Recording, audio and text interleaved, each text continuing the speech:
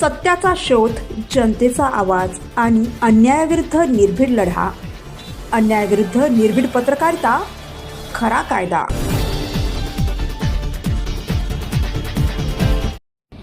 आदरणीय प्रधानमंत्री साहेब, बेसिकली आरोग्यामध्ये एका ठिकाणी एकेका PSCला 19 वर्षे 20 वर्षे झालेली होती.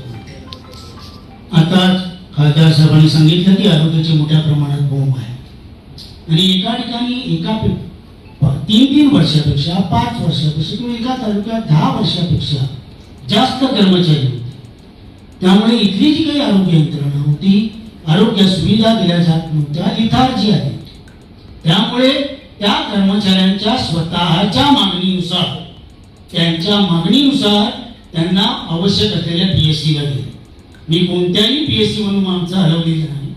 कुठल्या PSCला काम करणारे जे लोक होते त्यांनी स्वतः विनंती केली की आम्हाला कुत्र्याला नको.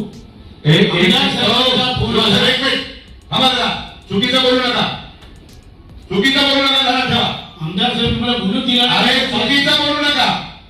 DSO सांगा, तुम्ही उठा. तिथं कर्मचारी किती आहेत, किती डॉक्टर्स आहेत आणि किती नर्स आहेत ते सांगा मला. तुम्ही किती वेळा बोललो तुम्हाला मी की त्या ठिकाणचे जे कर्मचारी तुम्ही त्या ठिकाणचे डॉक्टर नर्सेस तुम्ही बदलल्यात, तिथे मला तुम्ही ते डॉक्टर द्या. दिले का तुम्ही? अरे एक सेकंद, कुठं दिले तुम्ही? काय म्हणते शिव साहेब की त्यांच्या विनंतीनुसार आम्ही बदलले. काय संबंध आहे? कॉन्ट्रॅक्टरचे अधिकारी तुम्ही कर्मचारी बदलले का? बदलले काय? अधिकारी तुम्हाला बदलले सांगा सर. कॉन्ट्रॅक्ट बेसिसवरची जी कर्मचारी होते त्यांना आपल्याला आता नियमाकुल करायचं आहे. अधिकार आहे का तुम्हाला?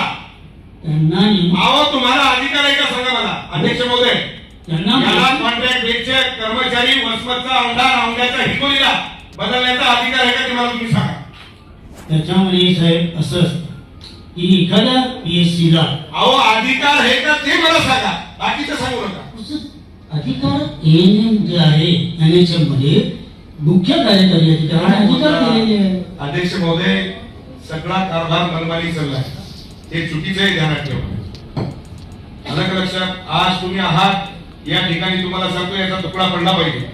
ओके, विनाकारण तुम्हाला सांगतो म्हणजे कायदा हातात घ्यायचं काम आमच्या हातून घडू नये.